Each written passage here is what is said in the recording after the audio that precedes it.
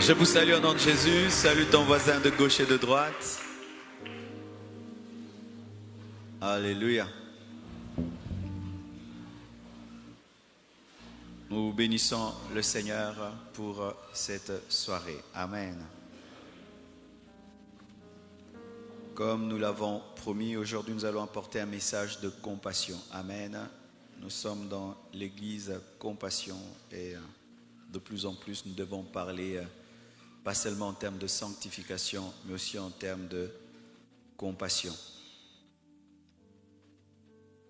Pourquoi même nous portons le nom de compassion? C'est que lorsque le Seigneur m'avait appelé, il avait tout fait pour me convaincre à le servir, mais vraiment rien n'arrivait. Il m'avait effrayé même que je deviendrais fou, mais chaque fois que je guérissais, je refusais de servir. Mais une chose seulement m'a vaincu. Ce jour-là, mon pasteur était en train de prêcher, parlant de l'appel de Dieu, et j'ai entendu des millions d'âmes qui pleuraient et qui criaient, et qui disaient « Marcelo, viens nous prêcher l'évangile ». C'est quand je m'étais rendu compte qu'en refusant de servir Dieu, je refusais de sauver et je tuais plusieurs personnes. Et rempli de compassion pour ces âmes perdues, ce jour-là, j'avais accepté de servir Dieu. Et lorsque j'ai commencé à étudier la parole de Dieu sur la compassion, je me suis rendu compte que tous les miracles de Jésus-Christ étaient des miracles de compassion. Jésus faisait tout par compassion. Avant de guérir un malade, il avait d'abord compassion du malade et ensuite il le guérissait. Avant de chasser un démon, il avait d'abord compassion du démoniaque, ensuite il le délivrait. Jésus-Christ, la plupart du temps dans son ministère, n'a pas fait des choses pour prouver qu'il était puissant, qu'il était fort. Il a tout fait par amour. Amen. Parce qu'il se mettait à la place du malade, il se mettait à la place du pauvre, il se mettait à la place du possédé, il se mettait à la place du pécheur. Alléluia. Le thème de mon message ce soir, c'est « Que faire lorsqu'on ne peut plus rien faire ?» Tu peux dire ça à ton voisin. Que faire lorsqu'on ne peut plus rien faire? Ton voisin de gauche, ton voisin de droite,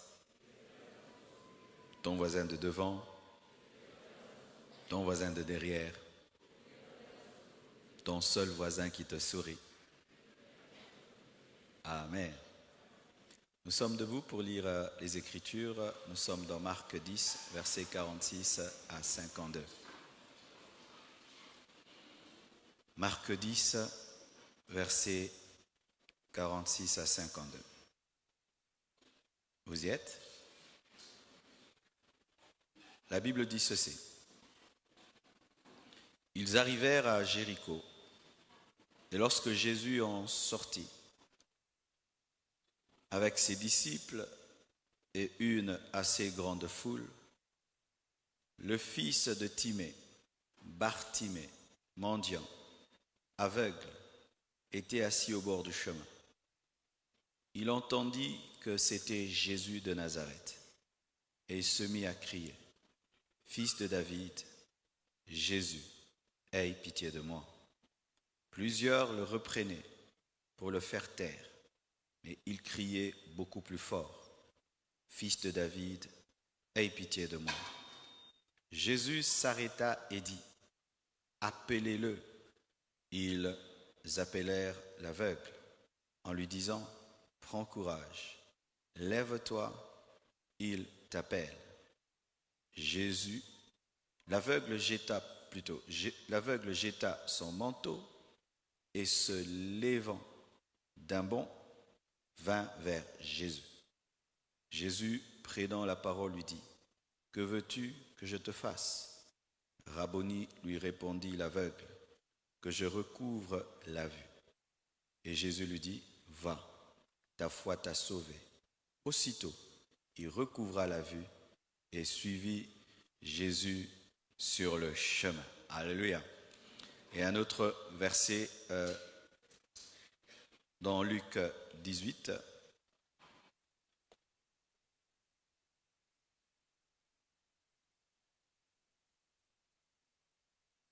Luc 18, verset 43. C'est la suite de cet événement. Un autre évangéliste donne une nouvelle précision après le miracle, une autre précision. On prend Luc 18 du verset 41 au verset 43, la suite de Marc. La Bible dit ceci. Et il lui demanda, « Que veux-tu que je te fasse ?» Il répondit, « Seigneur, que je recouvre la vue. » Et Jésus lui dit, « Recouvre la vue, ta foi t'a sauvé. » À l'instant, il recouvra la vue et suivit Jésus en glorifiant Dieu. Mais il y a maintenant un détail qui est ajouté dans Luc. Tout le peuple voyant cela loua Dieu. Ça, c'est une précision que Luc nous donne. Alléluia. Nous acclamons la parole du Seigneur.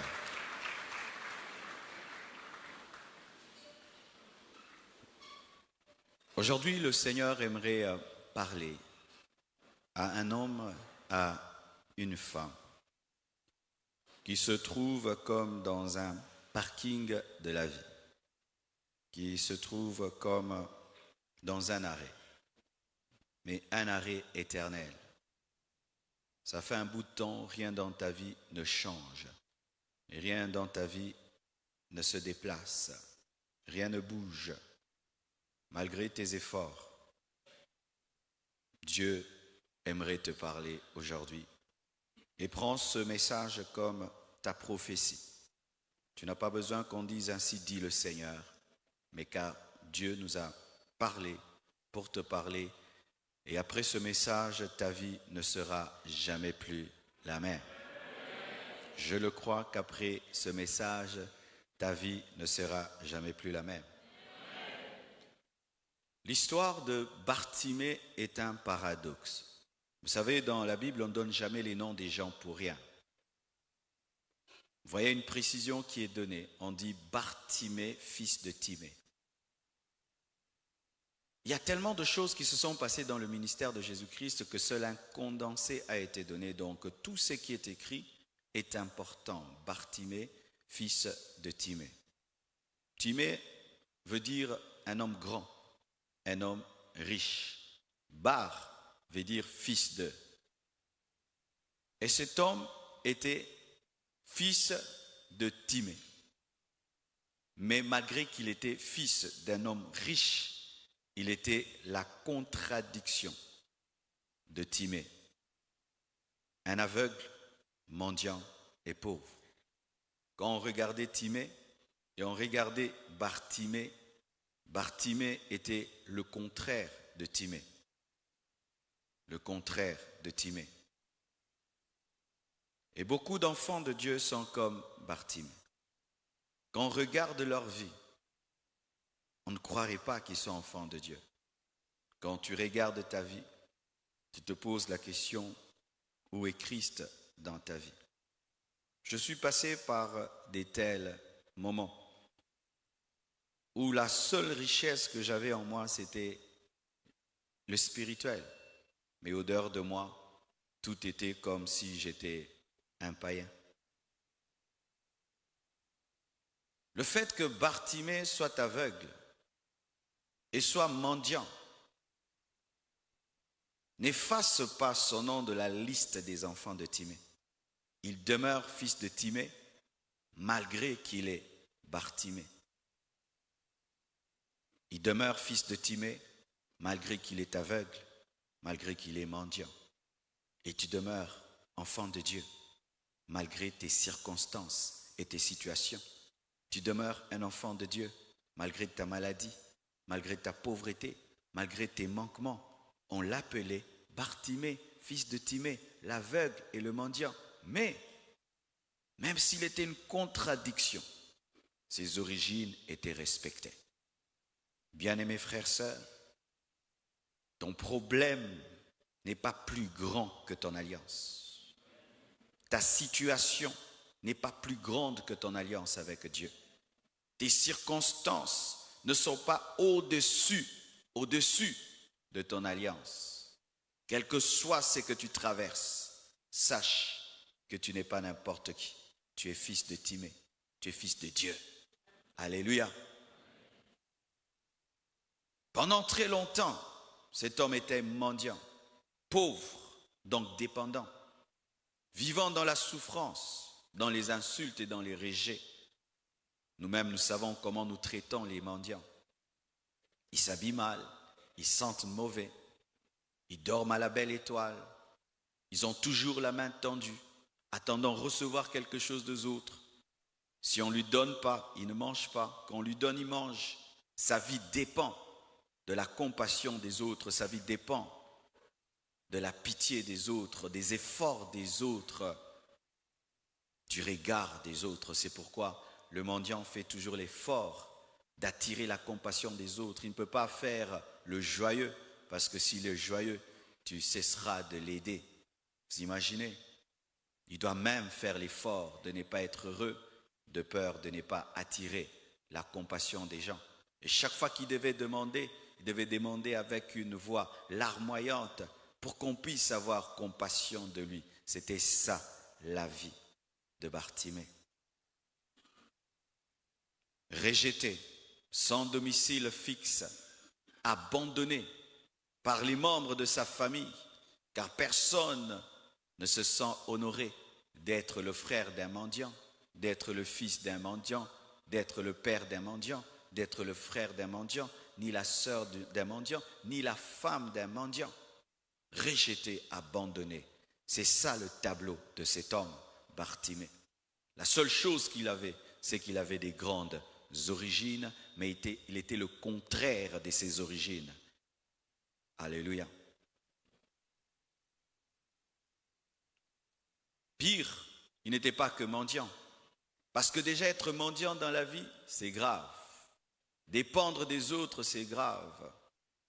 Être pauvre, sans vêtements, sans logis, c'est déjà grave. Mais cet homme n'avait pas seulement ce problème de mendicité, car il y a des mendiants qui sont en bonne santé, des mendiants qui voient, qui entendent, qui parlent. En plus de cela, il était aveugle. Vous savez, souvent dans la vie, c'est comme si les problèmes cherchent les problèmes pour s'accumuler, s'accentuer. Tu as un problème et tu penses que tu vas le résoudre, un autre s'ajoute, et puis un autre s'ajoute, un autre s'ajoute. C'était ça, Bartimée, une accumulation de problèmes. Il a un problème social, il a un problème financier, mais pire encore, il a un problème physique. Il ne voit pas. Il ne voit pas. Il ne voit pas le soleil, il ne voit pas le jour. Il ne connaît pas les couleurs. Il vit dans un monde imaginaire, car les aveugles vivent dans un monde imaginaire. Ils imaginent l'eau, ils imaginent le ciel, ils imaginent le soleil. Ils imaginent. Tout se passe au niveau de la tête. Mendiant et pauvre. Mendiant et aveugle. Aveugle et mendiant. Une concentration. Souvent, humainement, mes frères et sœurs, lorsque nous passons par un moment difficile, et nous disons souvent, j'ai trop souffert, c'est sûr que après ça prendra fin. Et des fois, tu es au bout de toi-même et tu te dis, Dieu a vu, ça va passer. Mais après, quelque chose encore de pire arrive. C'est comme si un chaos qui t'est donné, mendiant, mais encore aveugle. Comme si destiné à rester là, comme si puni par la vie, à demeurer là, habitant le coin de la rue. Problème sur problème, difficulté sur difficulté. Et que faire? Je suis sûr que des fois, Bartimée se posait des questions. Il disait, pourquoi moi? Qu'est-ce que j'ai fait à Dieu? Qu'est-ce que je fais? Parce que Bartimée ne s'est pas créé aveugle. Il s'est retrouvé aveugle. Qu'est-ce que j'ai fait à Dieu pour être un aveugle? Qu'est-ce que j'ai fait à Dieu pour mériter ça? Quel est le péché que j'ai commis pour être ce que je suis? Pourquoi, entre guillemets, cette injustice divine? Des fois, tu regardes ta vie, tu penses que c'est une injustice de Dieu. Tu penses que Dieu a aimé les autres et il t'a haï toi. Tu penses que Dieu a préféré les autres et a haï toi. Je crois que des fois, Bartimée confessait des péchés qu'il n'avait pas commis. Car des fois, la souffrance nous pousse à confesser des péchés qu'on n'a pas commis. Peut-être que c'est un péché et tu confesses. Et tu peux même commencer à confesser les péchés de tes parents, confesser les péchés de tes arrière-grands-parents. Tu peux commencer à être tellement dur avec toi-même seulement parce que tu veux comprendre pourquoi tu vis ce que tu vis. Des questions, mais souvent des questions sans réponse. Au point où des fois nous devenons des philosophes. Tu te poses des questions et tu philosophes et tu philosophes. Mais je crois aussi que Bartimée s'était battu. Il faisait des efforts pour arrêter d'être mendiant. Peut-être que des fois quelqu'un lui donnait un peu d'argent et puis il disait, je pourrais commencer à vendre des choses, mais comme il est mendiant, on peut lui voler toute sa marchandise. Tu fais l'effort de sortir d'un trou et tu te retrouves dans le trou. Tu fais l'effort de sortir du trou et tu te retrouves dans le trou. Des efforts vains, des attentes vaines, des espoirs vains. Je crois que lorsqu'il tendait sa main, il se disait qu'un jour quelqu'un va me donner des millions et ça va changer ma vie. Peut-être quelqu'un va me donner quelque chose de tellement important et ça va changer ma vie. Mais il tendait la main, une pièce d'or, une petite pièce. Il tend la main, peut-être un pain. Il tend la main. Des fois les gens donnent des pierres, du papier. Comme il est aveugle, les enfants même peuvent s'amuser à lui donner n'importe quoi. Mais il continue à espérer. Un jour quand je tendrai ma main, quelqu'un va me donner quelque chose d'important. Et il y a des gens comme ça. Jour après jour, tu te réveilles avec l'espoir que ma vie va changer. Aujourd'hui, ma vie va changer. Et tu te rendors toujours la même personne. Aujourd'hui, ma vie va changer. Tu te rendors la même personne. Aujourd'hui, ma vie va changer. Et tu te rendors toujours au même endroit. C'était ça, la vie de Bartimée. Une espérance après une autre, espérant que quelqu'un prendra soin de lui, l'aimera tellement pour changer sa vie. Peut-être même qu'un médecin pouvait passer par là et lui dire, Bartimée, j'ai trouvé une solution miracle qui peut t'ouvrir les yeux. Mais rien de tout cela n'est arrivé. Que faire lorsque tous tes efforts sont vains? Que faire lorsque tes attentes sont vaines? Lorsque ton espoir est vain? Que faire? Que faire? Bien-aimés frères et sœurs, pour lui, il n'y avait plus rien à faire. Il devait continuer à mendier, continuer à demander, continuer et attendre la mort par un accident. Comme l'aveugle ne voit pas bien, un jour il peut tomber dans un trou, il peut tomber dans un feu. Et tout le monde attendait qu'un jour Bartimée puisse mourir. Tout le monde attendait la mort de Bartimée. Il mourra écrasé. Peut-être il sera tellement malade dans un coin et il ne saura pas aller à l'hôpital. Mais la mort va l'atteindre. Bientôt cet homme va mourir. Et tout le monde, regardant Bartimée, attendait une mauvaise fin. Comme toi, les gens te regardent, ils attendent que tu vas finir, tu vas mal finir, tu vas mal finir. Quand ils regardent les éléments de ta vie et que rationnellement ils réfléchissent, ils voient que ta trajectoire est mauvaise, tu finiras mal. Tout le monde désespère sur ta vie, tout le monde désespère. Tout le monde désespère. Tu es comme les filets de pierre vides qu'on commence à mettre ensemble pour les ramener dans la barque parce que ces filets n'ont rien apporté. C'était ça dans la vie de Bartimée. Personne ne croyait en lui, personne n'espérait en lui. Que faire lorsqu'on ne peut plus rien faire? Que faire quand on a tout fait et que malgré cela rien n'a changé? Que faire lorsque la situation qu'on traverse ne bouge même pas?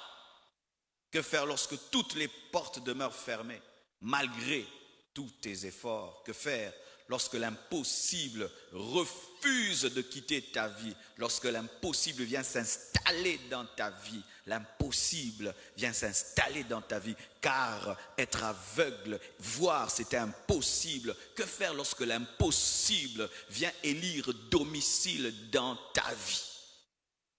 Que faire lorsque tu as tout essayé et que tu as court d'idées, tu avais 1000 idées, tu as appliqué 1000 idées, mais rien n'a marché. Tu as court de force, tu as fait le maximum que tu puisses faire. Que faire? Que faire lorsque la nature te condamne à rester seul?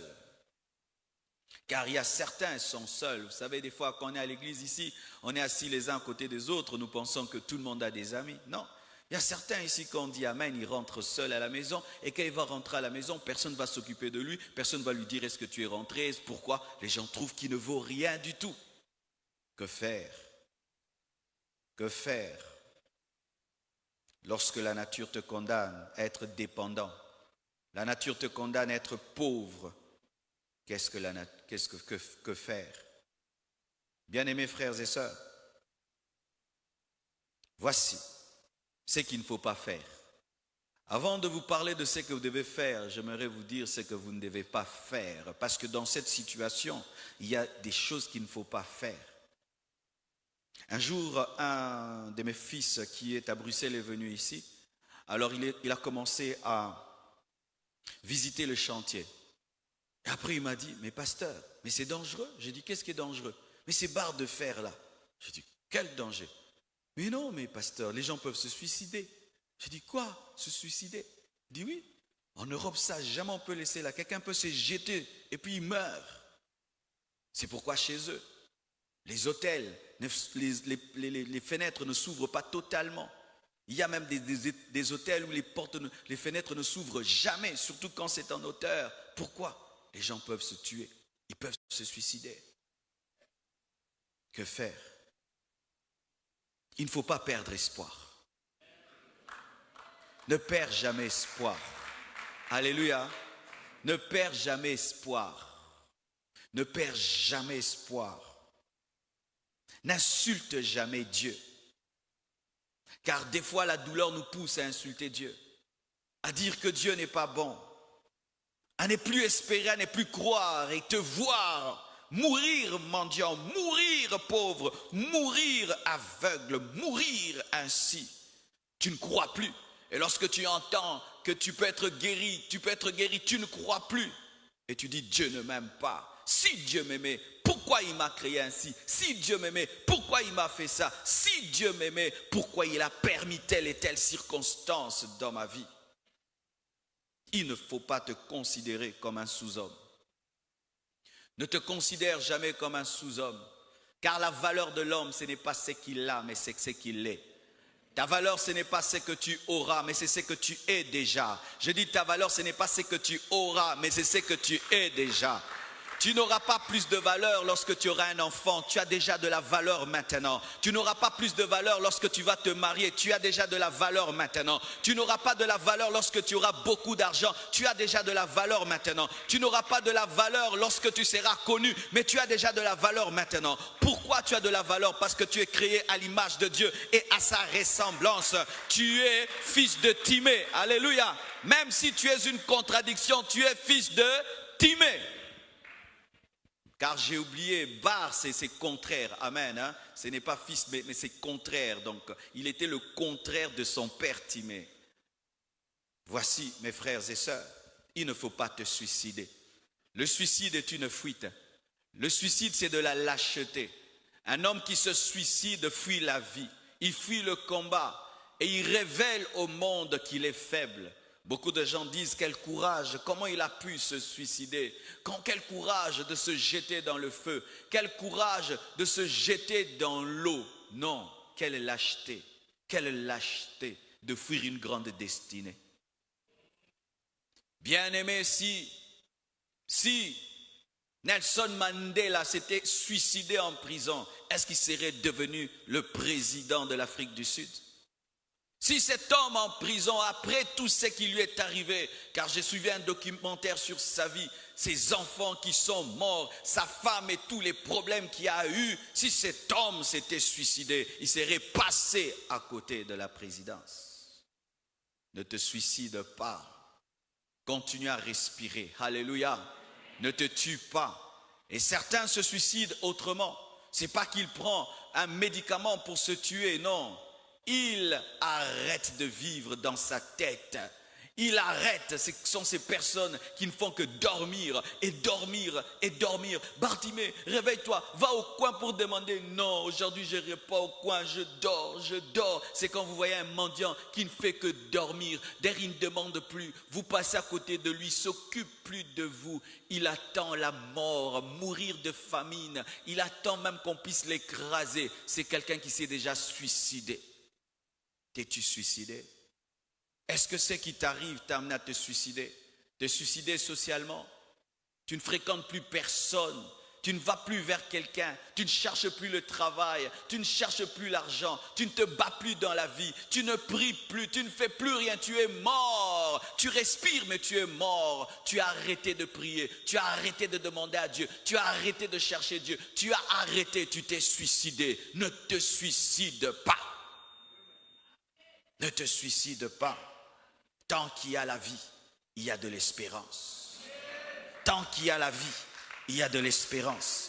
Chaque nouveau jour est un espoir pour moi. Chaque jour que je me réveille, j'ai dit aujourd'hui quelque chose va arriver. Chaque jour que je me lève, j'ai dit Dieu m'a permis d'être vivant pour vivre une nouvelle opportunité. J'ai l'opportunité d'être vivant, donc Dieu a un plan. Et si je dors avec un bilan négatif, je m'attends que demain ça changera. Demain ça changera. Demain ça changera. Si ça fera 10 ans, je dirai toujours demain ça changera. Si ça fera 20 ans, je dirai toujours demain ça changera. Si ça fera 50 ans, je dirai toujours demain ça changera. Si ça fera 70 ans, je dirai toujours demain ça changera. Vaut mieux un lion, un chien vivant qu'un lion mort. Car le chien peut vivre le miracle de devenir un lion. Lorsqu'un lion est mort et il est moins qu'un chien. Mais un chien peut espérer être plus qu'un lion qui était mort. Il y a de l'espérance. Il y a de l'espérance. Qu'est-ce qu'il faut faire? Mais déjà, j'ai dit, que faire lorsqu'on ne peut plus faire? Est-ce qu'il y a quelque chose à faire? Est-ce que dans ma situation-ci, on peut encore faire quelque chose? J'ai tout fait. J'ai tout essayé.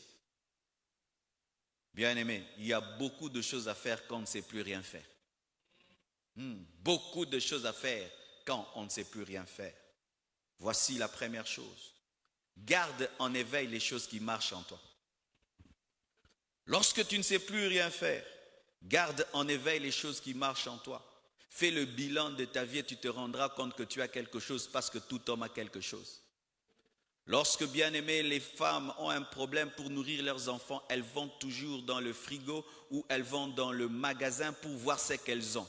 Et si elle n'a pas pu acheter quelque chose pour les enfants, elle va voir ce qu'elle a. Elle peut prendre même du riz qui a fait 2-3 jours, réchauffer cela. Elle peut prendre un ancien pondou, mettre un peu de piment pour que les enfants mangent. Et lorsque rien ne marche, fais l'inventaire de ce que tu as dans ton magasin et dans ton dépôt. Il y aura quelque chose pour faire quelque chose.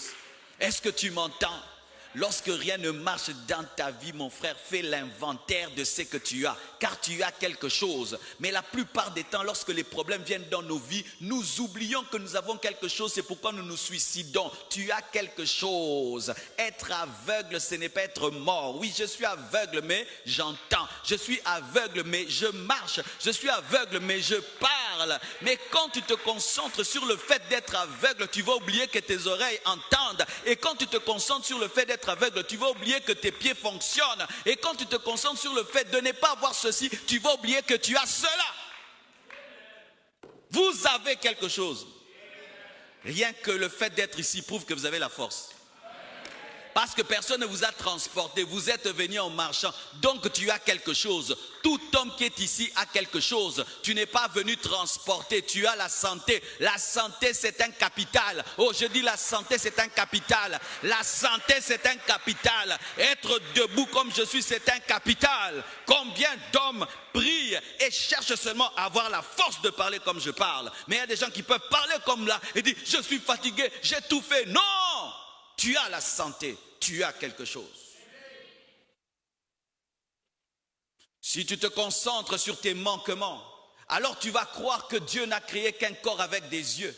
Alors que le corps n'est pas fait que des yeux, le corps est fait d'oreilles. C'est vrai que les yeux ne fonctionnent pas, mais il y a d'autres qui fonctionnent. Et il a été démontré scientifiquement que le corps fait toujours l'harmonie. Les gens qui ne voient pas bien entendent bien. Alléluia. Pourquoi ils développent les oreilles pour que les oreilles puissent venir à leur aide. C'est pourquoi il y a des aveugles, il peut te parler, tu penses qu'il voit. Il ne voit pas. Il a développé l'oreille. Développe ce qui est, afin d'aider ce qui n'est pas. Utilise ce qui est afin de compenser ce que tu n'as pas. Maximise ce qui est afin de combler ce qui n'a pas. Alléluia. Tu n'as pas fait de grandes études, tu es courageux, utilise le courage, que ça puisse compenser le manque d'études. Alléluia.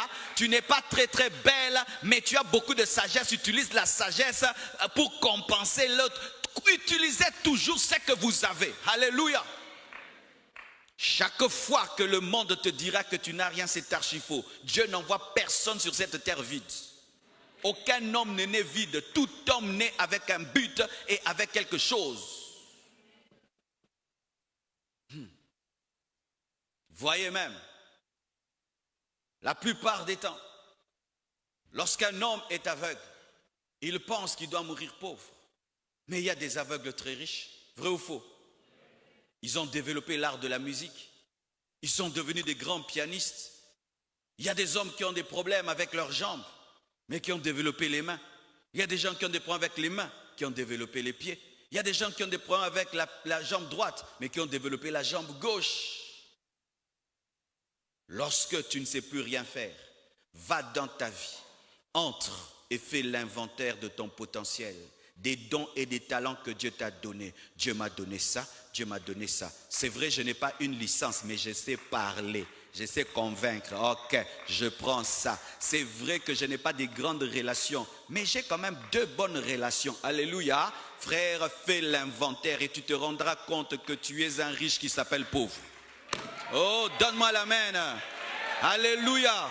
Tu es un riche qui s'appelle pauvre. Tu vois, parce que les gens ne font que t'appeler aveugle, aveugle. Et à force de t'appeler aveugle, ils conditionnent ta vie sur tes yeux. Alors que ta vie ne dépend pas que des yeux. Qu'est-ce qui a nourri Bartimée en attendant que ses yeux s'ouvrent? C'était le reste qui fonctionnait. Les oreilles. Les oreilles lui ont permis de savoir que Jésus passait par là. La voix lui a permis de crier: Jésus, fils de David, aie pitié de moi. Les pieds lui ont permis d'aller au coin. Oh, donne-moi l'amen. Alléluia. Même si je ne vois pas, je peux entendre et poser la question: qu'est-ce qui se passe? Non, il y a quelqu'un, lorsqu'il parle, les aveugles voient, les sourds entendent. C'est l'oreille, ce qui fonctionne, qui te permet d'aider ce qui ne fonctionne pas. Et ce sont les pieds qui ont marché. Même si je ne vois pas bien là où je vais, je peux suivre par les oreilles, là où il y a les bruits. Alléluia. Et ma voix va parler. Qu'est-ce qui a arrêté Jésus? C'était la voix de l'aveugle. Oh, donne-moi la main que je te prêche. C'était la voix de l'aveugle. L'aveugle a crié parce qu'il pouvait parler. Il a crié et Jésus s'est arrêté parce qu'il a entendu la voix de l'aveugle. Et avant même de guérir l'aveugle, il dit: viens. Avec quoi? Avec les pieds. Ne brûle pas tes pieds parce que tes yeux ne fonctionnent pas. Ne coupe pas ta main, parce que ta main là qui mendie te permet de manger en attendant d'être guéri. Parce que tu dois la tendre. Alléluia. Tends la main même si tu ne vois pas. Marche même si tu ne vois pas. Entends même si tu ne vois pas. Parle même si tu ne vois pas. Un jour, ce qui fonctionne va aider ce qui ne fonctionne pas. Frères et sœurs, quand tu ne sais plus rien faire, fais l'inventaire de ce que tu as. Et tu te rendras compte que tu t'es concentré rien que sur une partie de ta vie, alors qu'il y a d'autres domaines qui fonctionnent, qui peuvent ressusciter les domaines qui sont morts. Il a entendu avec l'oreille qu'il a continué à utiliser. Il a posé des questions avec la bouche qu'il a continué à utiliser. Il a tendu la main avec la main qu'il a continué à utiliser pour manger en attendant que Jésus-Christ se passe par là. Bien-aimé, fais dans ta vie ce qu'on appelle opération survie. Alléluia. Opération survie, c'est comme la manne du désert. On ne te donne pas pour que tu dises c'est bon. On te donne pour que tu puisses arriver. Alléluia. Il y a un temps dans ta vie où Dieu te nourrit comme dans le désert. Ce n'est pas qu'il te donne de la crème, il te donne des miels. Non, il te donne seulement la force pour continuer que tu arrives. Et quand tu passes par des temps comme cela, ne fais pas beaucoup de chichi. Amen. Hein? Mange seulement pour ne pas mourir en attendant de manger à ton goût. Oh, gloire à Dieu. La Bible nous dit qu'ils avaient des vêtements qui grandissaient avec eux. Imagine, frère, tu avais 10 ans, les vêtements 10 ans. Tu as 20 ans, les vêtements 20 ans. Tu vas aimer un tel vêtement? Non, tu le portes seulement pour couvrir la nudité. Mais tu n'es pas habillé à ton goût, tu es habillé au goût de Dieu. Il y a des temps dans la vie, frère, tu portes seulement la chaussure pour la porter, pour que seulement les pieds ne se voient pas. Mais tu regardes la chaussure et t'énerve, mais porte-la pour aller chercher le boulot. Porte la veste là, même si tu ne l'aimes pas, même si on t'a donné le nom de la veste noire, tu vas chercher le travail avec ta veste noire et un jour tu auras la garde-robe que tu veux où les habits diront, s'il te plaît, porte-moi, s'il te plaît, porte-moi, s'il te plaît, s'il te plaît, s'il te plaît, porte-moi. Toi, je te porte pas, je te porte pas. Lui, je ne l'ai pas porté il y a 3 ans. Toi, viens, je te porte. Mais en attendant, porte ces habits-là. Il y a des gens qui refusent de chercher le travail. Quand ils regardent seulement son habit. Oh, bien aimé, c'est la combinaison. Va chercher le travail avec ça. Alléluia. Porte la chaussure. Et je sais ce que je dis. Moi, je prêchais ici avec une chaussure qui était brune et puis elle était abîmée. J'ai peint la chaussure en noir. J'ai prêché avec. Un jour, on a Betty Boé. L'ancienne couleur est sortie. Je suis encore allé auprès du menuisier, du cordonnier. Il a arrangé. Je suis venu prêcher encore en attendant. Melelo. Ah, boutique Nanda. Un jour, quelqu'un m'amène à Bruxelles. Il me dit, pasteur, entre dans le magasin. Qu'est-ce que tu veux? Si c'est moi, je regarde une chaussure, je te l'achète. Je regarde comme ça, je te l'achète. Je regarde comme ça, je te l'achète.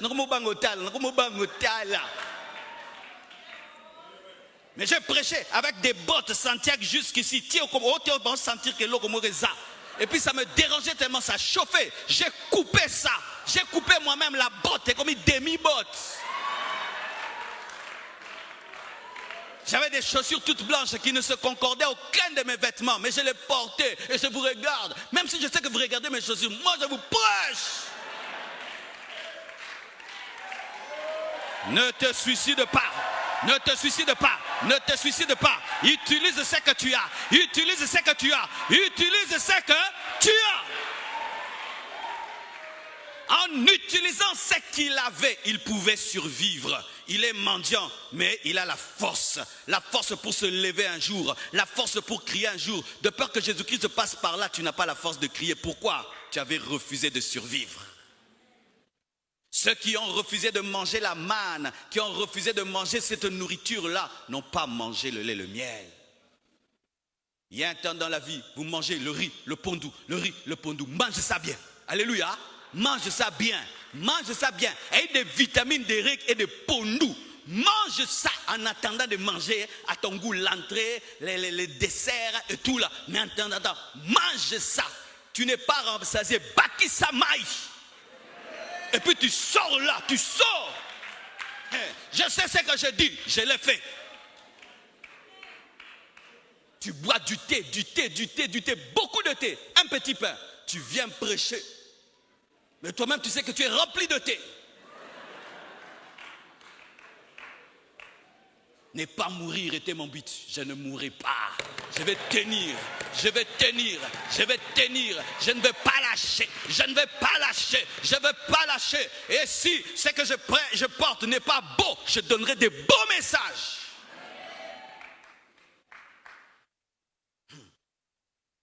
Pourquoi tu es en train de tuer ton oreille parce que tu ne vois pas? Pourquoi tu es en train de tuer tes pieds parce que tu ne vois pas? C'est vrai que tu es aveugle, mais tu marches. C'est vrai que tu es aveugle, mais tu entends. C'est vrai que dans tel domaine de ta vie, tu n'as pas ce que tu veux. Mais regarde cet autre domaine-là. Tu vas voir que Dieu t'a béni. Il se peut que Bartimée avait les meilleures oreilles de tout Jéricho. Qui sait? Peut-être qu'il avait les plus beaux pieds de tout Jéricho. Qui sait? Peut-être qu'il avait la meilleure force physique. Qui sait? Mais tout le monde l'a amené qu'à un point. Tu ne vois pas. C'est ce qui se passe souvent. Tu n'as pas ça. Tu es piéton. Et tu te concentres sur ta vie, sur la voiture. Alors que tu es sage, tu es intelligent, tu as la grâce. Mais tu oublies ce que tu es parce que tu n'as pas une voiture. T'as pas d'enfant, t'as pas d'enfant, t'as pas d'enfant, t'as pas d'enfant. Et tu concentres toute ta vie sur le fait que tu n'as pas d'enfant. Alors que tu as un don de miracle, tu as un don de guérison. Tu oublies cela parce que tu n'as pas d'enfant. Un piège de l'ennemi. T'amène à te concentrer que sur les yeux et tu oublies les oreilles qui peuvent t'aider à avoir les yeux un jour. Est-ce que je peux parler? Il faut crier à Dieu sans t'arrêter jusqu'à ce que tu puisses toucher l'humanité de Dieu. Alléluia. La Bible nous dit que lorsque Bartimée a laissé ses oreilles fonctionner, il a posé la question, qui passe? On dit c'est Jésus. Et puis il a crié, Jésus, fils de David, aie pitié de moi. Et pendant qu'il criait, les gens l'arrêtaient. Il criait davantage, que personne ne t'empêche de crier vers Dieu. Bien-aimé, ne t'occupe jamais de ces personnes qui, lorsque toi tu pleures à l'église, elles sont calmes, bien-aimé. Vous n'avez pas les mêmes problèmes, Quand on va dire amen ici, il y a certains qui vont entrer dans des belles voitures et rentrer dans des maisons climatisées, mais toi tu vas aller dormir dehors. Alors bien-aimé, tu ne peux pas prier comme lui. Bien-aimé. Il y a des gens des fois qui tombent dans le piège. Oh, le culte aujourd'hui était au bas. Hey, moi mon problème est haut, mon culte est haut, parce que mon problème est haut. Il n'y avait pas un piano pour Bartimée, il n'y avait pas une chorale pour Bartimée, il n'y avait même pas un modérateur qui disait à Bartimée prie, mais son problème le poussait à prier. C'est ça ton problème. Quand tu viens à l'église, tu te synchronises à celui qui est assis. Est-ce qu'il a la même vie que toi? Vous êtes assis à côté l'un de l'autre, mais vos vies sont loin l'une de l'autre. Toi, tu t'assieds à côté d'un frère. Lui, il a tout, il mange bien. Papa lui donne tout, il lui donne tout, maman lui donne tout. Mais toi, ton père est mort, ta mère est morte, tes frères, tout le monde est pauvre et vous avez des problèmes terribles. Et quand on dit prions, avant de prier, tu regardes celui-là. Tous ceux qui étaient dans la foule voyaient, personne ne criait. Mais Bartimée, lui, ne voyait pas, il a crié. Et lorsqu'on l'empêchait de crier, il a crié davantage pour dire, moi je ne vois pas le Jésus là, vous le voyez, vous voulez me calmer, moi qui ne le vois pas, moi aussi je le verrai. Bien-aimé, que personne ne t'empêche de crier, que personne ne t'empêche de prier, que personne ne t'empêche de prier. Frères et sœurs, je me souviens, lorsque j'étais en train de chercher Dieu, et des fois, tu es en train de prier toute la nuit et ça dérange la maison. Ton père te dit, Marcelo, arrête de prier, tu me déranges. Ah, je dois déranger Dieu, je connais mon appel. Mais aujourd'hui, celui qui dérangeait est devenu une source de bénédiction. Celui qui dérangeait est devenu une source de bénédiction. Amène-moi toute philosophie que tu veux. Bien aimé, aucune philosophie ne peut me convaincre de ne pas prier. Jamais. Je connais mon défi et mon défi me pousse à prier, me pousse à jeûner, me pousse à faire des VVF. 0h à 5h du matin, je suis en train de prier. Mais qu'est-ce qu'il a? Oh, toi tu vas à la VVF.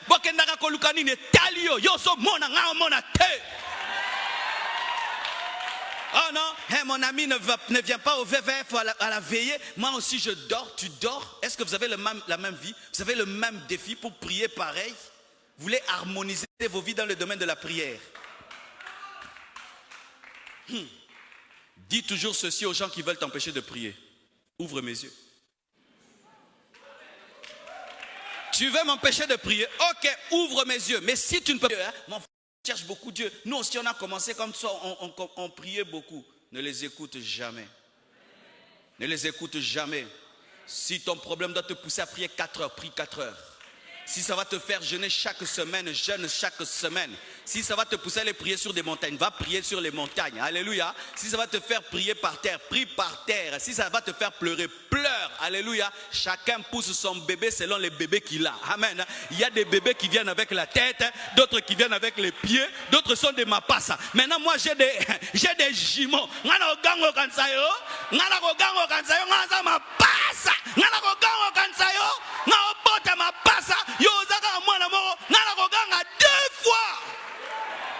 Alléluia.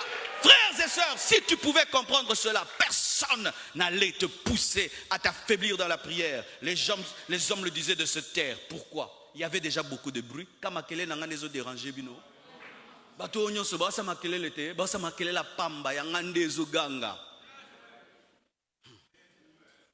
Quand tu es dans la foule, ne sois pas la foule, sois un homme dans la foule. C'est pourquoi vous allez remarquer, on parle de la foule et puis on parle de Bartimée. Sois Bartimée dans la foule. Ne soyez pas, tu pries, je suis fidèle à la compassion. Non, Non, je bénis Dieu. C'était, je crois, dimanche. Les frères m'ont amené un frère. On priait. Il était paralytique. Il a jeté sa béquille. Il a été guéri. Et l'onction de Dieu était tombée. On est venu me le présenter. On a dit, pasteur, tu vois le frère là qui avait été guéri, qui avait jeté sa béquille. J'ai sa béquille dans mon bureau. Il marche jusqu'aujourd'hui. Je dis, frère, tu vois, les gens disent que les pasteurs, nous sommes des magiciens. Vous marchez puis vous revenez tel que vous êtes. Mais toi là, tu marches, n'est-ce pas? Lui, il n'est pas la foule. Il est quelqu'un dans la foule. C'est quelqu'un dans la foule. Dans cette foule, tu dois être quelqu'un. Tu dois crier. Tu dois crier. Jusqu'à quand? Jusqu'à toucher l'humanité de Jésus. Il n'a pas dit Jésus, fils de Dieu seulement. Il a dit Jésus, fils de David. C'est dit quoi? Jésus, fils de David. David qui est notre proche. Jésus, mutokansanga. Talangai no mona teme yozomona. Il est devenu homme afin de comprendre les hommes. Il est devenu homme afin de compatir à ta situation. Et lorsqu'un aveugle est aveugle, Jésus peut le savoir pourquoi. Lui, il voit et il peut avoir pitié de toi. Lorsque tu t'approches de Dieu, bien aimé, si tu vois le Dieu créateur, tu ne comprendras pas qui peut te comprendre. Mais vois Jésus. Depuis que j'ai compris ça, je m'approche de lui comme un frère. Jésus, grand frère. Tu as vécu dans mon kilo. Oui, mon kilo n'est pas la Jésus. Je me au tambola ba koto yo.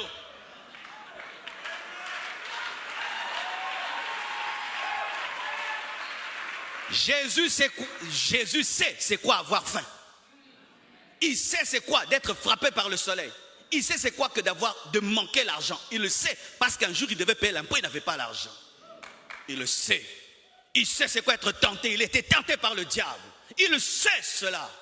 C'est pourquoi nous n'avons pas un souverain sacrificateur qui ne puisse compatir à nos faiblesses. Étant devenu homme, il peut compatir. C'est pourquoi la Bible dit, approchons-nous du trône de la grâce avec assurance pour être secourus dans tous nos besoins. Pourquoi? Le sacrificateur qui est en place est un homme. Le sacrificateur qui est en place est un homme. Le jour que tu iras au ciel, tu seras étonné d'une chose. Tu vas trouver un homme qui t'a déjà dévancé là-bas, Jésus. Oui, il y a déjà un homme au ciel. Jésus, il est en train de checker la température du ciel. La climatisation céleste, ceci va te convenir. Et tout ce qui lui convient te conviendra. Parce qu'il est la tête et tu es le corps. Oh, gloire à Dieu. Je ne vais pas m'ennuyer au ciel parce que Jésus ne s'ennuie pas au ciel. Je ne vais pas m'ennuyer au ciel parce que Jésus ne s'ennuie pas au ciel. Jésus, fils de David. Jésus, homme comme moi. C'est ça qu'il voulait lui dire. Jésus, homme comme moi. Jésus, toi le Shiloh qui a été promis. Malgré qu'il était aveugle, il avait la connaissance. Bien-aimé, quand tu n'as rien, connais la parole.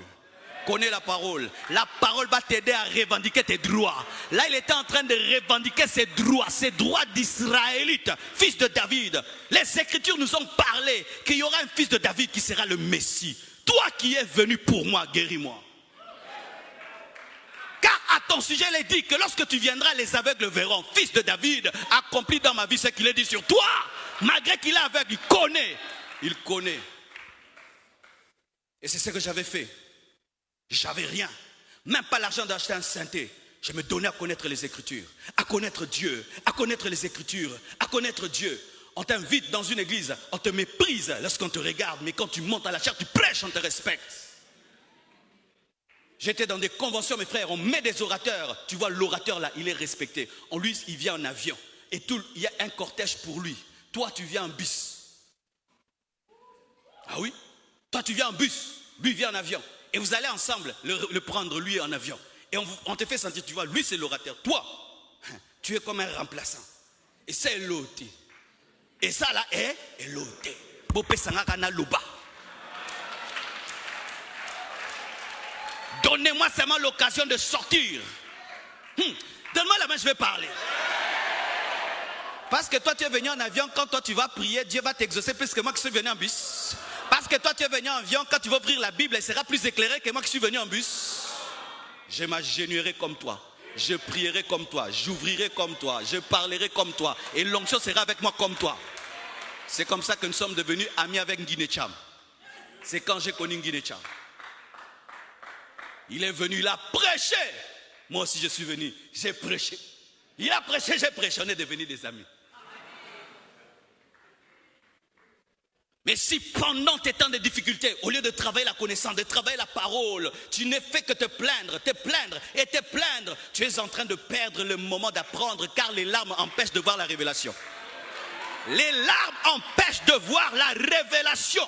Malgré que Bartimée était aveugle, c'est que les gens ne savaient pas, il entendait la loi. Il entendait la parole, il entendait, et les gens ne savaient pas que la foi grandissait. C'est quand les gens te regardent là, ils pensent qu'il n'y a rien qui se passe en toi. J'entends souvent dire que rien de beau. Les gens te regardent comme ça et disent, il n'y a rien. Mais ils ne savent pas que tu as une foi pour ressusciter les morts. Les gens te regardent, Dieu ne fait rien. Vous voyez, quand le ventre de la femme est en train de gonfler, vous ne savez pas qu'est-ce qui se passe là-bas. Alors que le cœur se forme, le cerveau se forme, vous pensez que ça met à ballon, moutou, ballon te moutou, et loco. Qui pouvait croire que cet aveugle-là, misérable, méprisable, cet homme qui n'attirait même pas les regards des hommes, pouvait arrêter Jésus? Jésus ne s'arrêtait pas pour rien, il n'avait pas beaucoup de temps. 3 ans de ministère pour impacter le monde, il ne donnait pas son temps à n'importe qui. Mais Jésus s'est arrêté. Jésus s'est arrêté. Jésus ne s'arrêtait pas pour s'arrêter. Jésus ne s'arrêtait, lisez dans la Bible, Jésus ne s'arrêtait que quand il y a la foi. Il a senti la foi. J'entends le bruit de la foi. J'entends le cri de la foi. Prie jusqu'à ce que Dieu entende le bruit de la foi, le cri de la foi. Prie jusqu'à ce que Dieu entende le cri de la foi. Et Jésus s'est tourné. Et Jésus se tourne. Et quand seulement Jésus se tourne, lui-même, il prend son manteau de l'aveugle, il jette. Parce que le manteau du mendiant, il met du pain dedans. Il met des choses dedans. Oh non, Bartimée merveilleux. Où est-ce qu'il avait appris ces choses-là? Sur les principes de la foi, les principes du miracle. Waouh! Il était habillé en mendiant. Il avait les ayons du mendiant. Et l'habit du mendiant, c'est là son coffre-fort. C'est là où il y a tout. Mais quand il doit s'approcher de Jésus, il jette son manteau. C'est dire quoi? Il prophétise que j'en aurai plus besoin.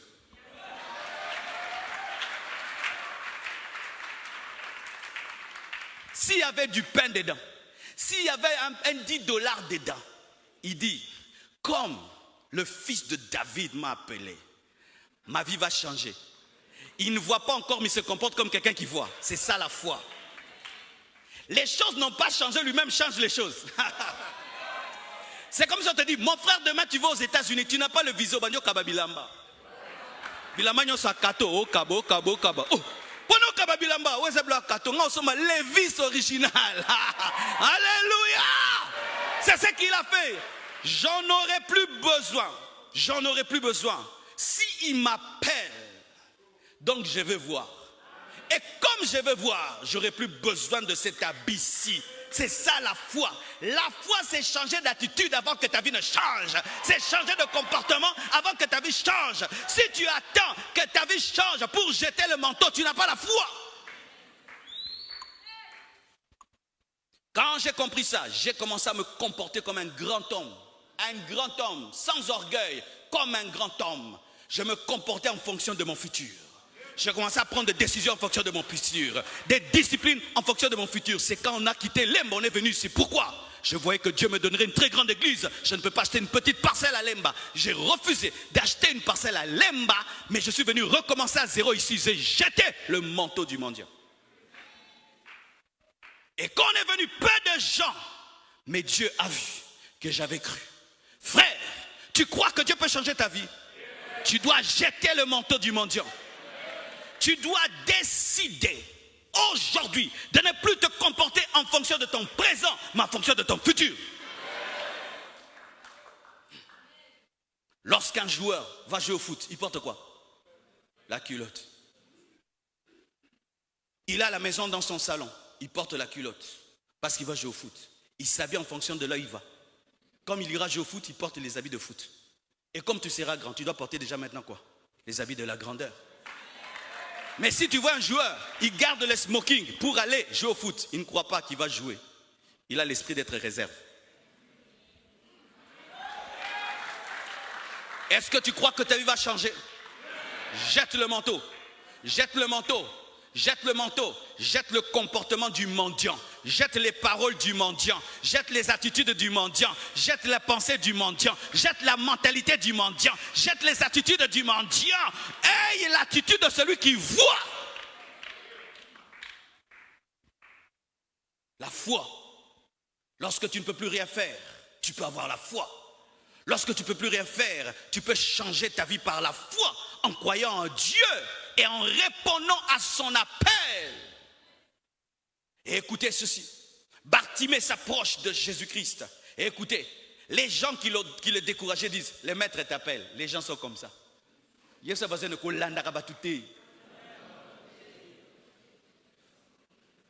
L'homme, quand tu as des problèmes, tu es maudit. Quand Dieu commence à t'élever, c'est ta saison. Et s'il avait suivi ces hommes qui, les mêmes reviendront pour lui dire, il t'appelle, il allait le regretter. Voyez encore une autre chose. Que faire lorsque tu ne peux plus rien faire? Lorsque Dieu te donne l'occasion de ta vie, sois intelligent. C'était la passe en or. C'était le penalty de sa vie. Toute sa vie, il a cherché un homme, mais il a trouvé le créateur des hommes. Toute sa vie, il a cherché un bouleversement. Il a rencontré la parole faite chair. L'occasion des occasions était devant lui. Un homme qui passe par des moments difficiles doit se préparer au jour de son changement. Quand tu traverses des moments difficiles, prépare-toi tous les jours à l'occasion de ta vie. Des fois, je dis à mon épouse, tu vois cette prédication, ce n'est pas une prédication, c'est l'impact de mon ministère. Ça, c'est une porte qui va bouleverser tout mon ministère. Ce n'est pas qu'une prédication. Ce n'est pas qu'une prédication. Tu dois avoir la lecture de ta vie. Il y a des gens qui n'ont pas la lecture de leur vie. La passe en or de la destinée vient à Betinzadi. Il ne comprend pas que tout peut changer ce jour-là. Il y a des gens comme ça. Dieu te permet de rencontrer quelqu'un, mais tu n'as pas l'intelligence pour comprendre que c'est une connexion qui va changer toute ta vie. Les gens pensaient que Bartimée était mendiant parce qu'il était bête. Non, c'était une bombe à retardement. Il avait une sagesse, une intelligence de la vie. Et il se tient devant Jésus. Mes frères, si tu sors ici et tu rencontres des aveugles et des paralytiques, ose poser la question, que veux-tu que je te fasse? Aucun ne te dira, je vais marcher. Et s'il y en a, ils sont peu nombreux. La plupart, donne-moi l'argent. Vrai ou faux? Et Jésus dit, que veux-tu? Jésus pouvait faire apparaître 1 million et lui donner.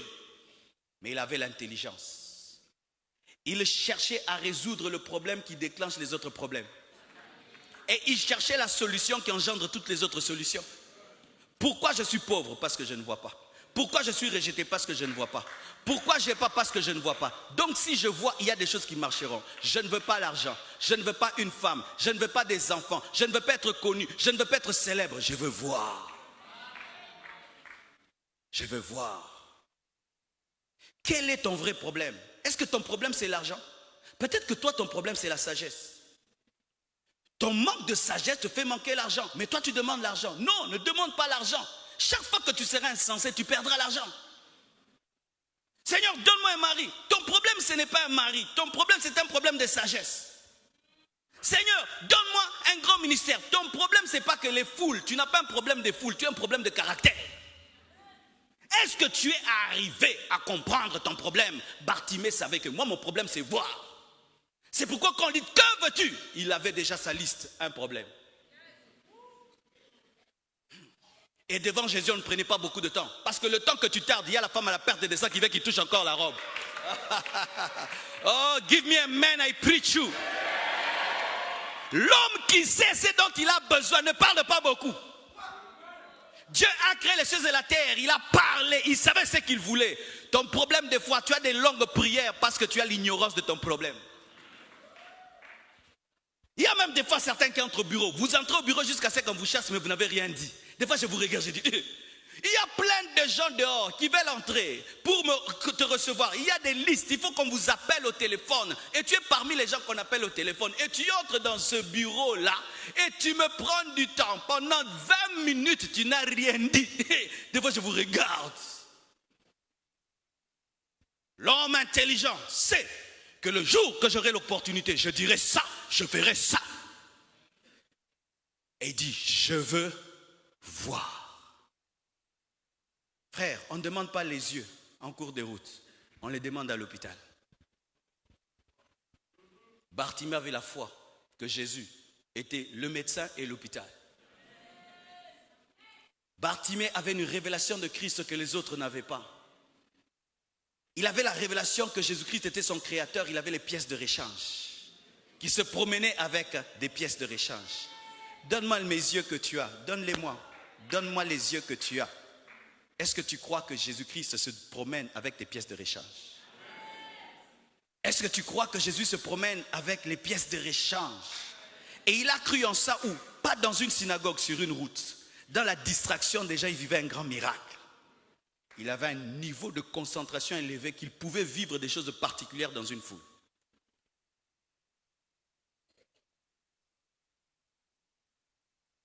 Et il se tient devant Christ. Il dit, je veux voir. Aveugle de 2 yeux, il n'a pas demandé un œil, 2.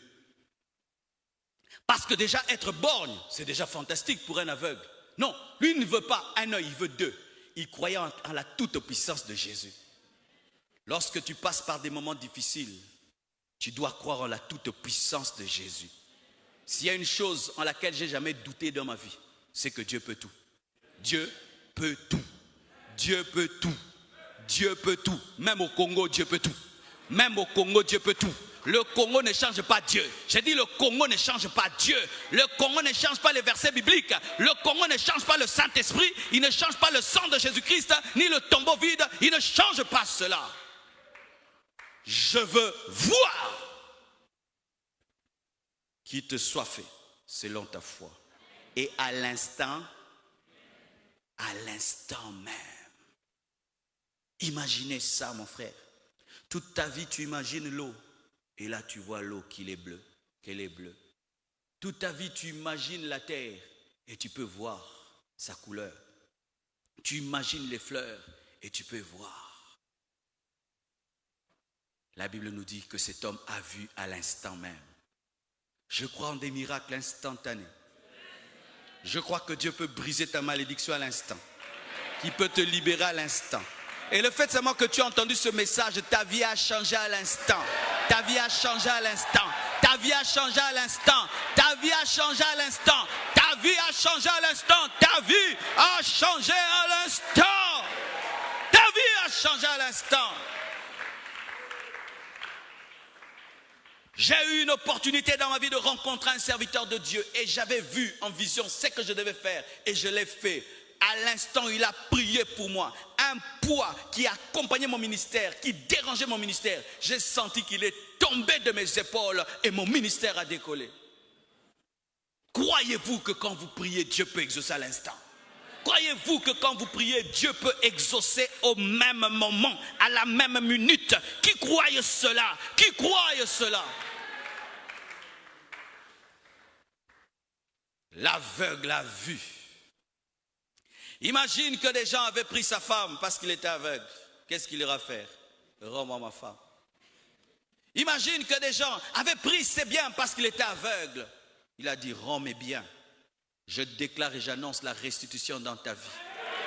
Que Dieu te rende ce que tu avais perdu. Que Dieu te rende ce que tu avais perdu. Que Dieu te rende ce que tu avais perdu. Que Dieu te rende ce que tu avais perdu. Et que par ce qui fonctionne, ce qui ne fonctionne pas, puisse fonctionner à nouveau. Au nom de Jésus-Christ de Nazareth.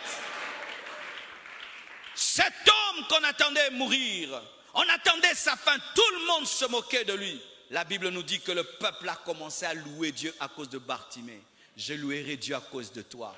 J'attends ton miracle et je vais louer Dieu à cause de toi. Je vais danser à cause de toi. Je vais célébrer Dieu grâce à toi. Je vais exulter Dieu. Tu seras la source de ma louange. Tu seras la source de mes compositions. Je vais faire des cantiques à cause de toi. Je l'annonce, je le crois. Tu seras une source de joie pour moi, une source d'édification, une source de motivation. Je vais louer Dieu à cause de toi. Je crois que Dieu changera ta vie et je finirai par bénir le Dieu de Julien et dire qu'il peut prendre un musicien et l'élever. Je bénirai Dieu pour toi.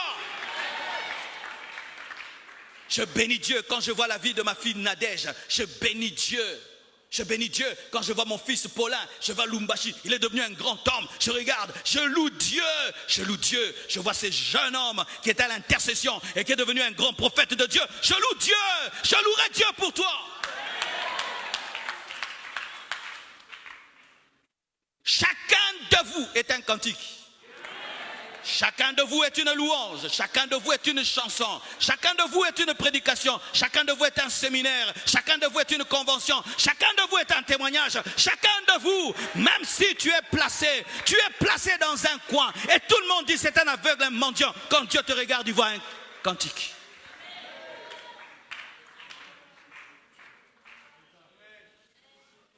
Ainsi, si on peut rebobiner l'histoire, voir comment cet homme a été guéri, libéré, et on rentre de but. Si toi tu connaissais comment finirait la fin, quand tu vois Bartimée, tu allais dire quoi? Oh, regarde-moi cet homme qui voit mais qui est assis là. Mais qu'est-ce que tu dis? Oui, cet homme voit. Mais comment? Mais oui, cet homme voit.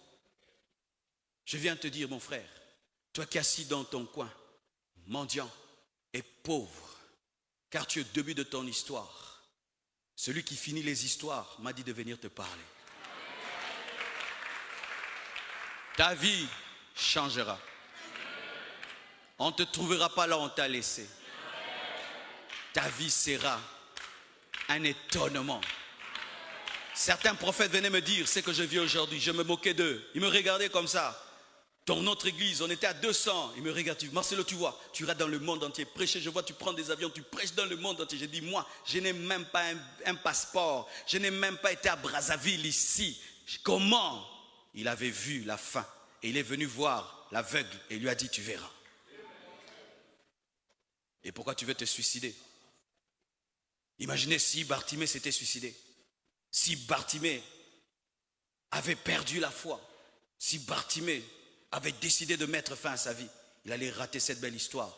Voilà qu'un Congolais est en train de parler de lui. À Kinshasa, je parle de Bartimée l'aveugle. Cet homme a bouleversé le monde. Des miracles se produisent quand Bartimée prêchait. D'autres aveugles voient quand Bartimée prêchait. Des évangélistes prêchent sur Bartimée dans le monde entier et des aveugles voient, des possédés sont délivrés. Bartimée est devenu un modèle. Tu traverses cette situation parce que Dieu veut utiliser ta situation pour enseigner aux gens. Tu traverses ce que tu traverses parce que Dieu, au travers de ta vie, veut écrire une histoire, une épître au travers de toi. Les actes des apôtres continuent jusqu'à aujourd'hui et Dieu veut que tu deviennes un chapitre des actes des apôtres. Dieu m'a dit de vous dire cela. Et tout ce que j'ai dit, c'est la parole de Dieu. Je l'ai pratiqué et je l'ai vu. Et je continue à le pratiquer, je continue à le voir. Car dans le domaine de la vie, les défis ne prennent jamais fin. On est là, nous sommes en train de construire. Voilà tout ce que ça coûte, tout ce que ça demande. J'applique la même foi. La même foi qui m'a pris dans la chambre de mes parents et qui m'a amené là. C'est la même foi que je suis en train d'utiliser pour finir ce temple. C'est la même foi que j'utiliserai toute ma vie. Frères et sœurs, que faire quand tu ne peux plus rien faire? Ne te suicide pas.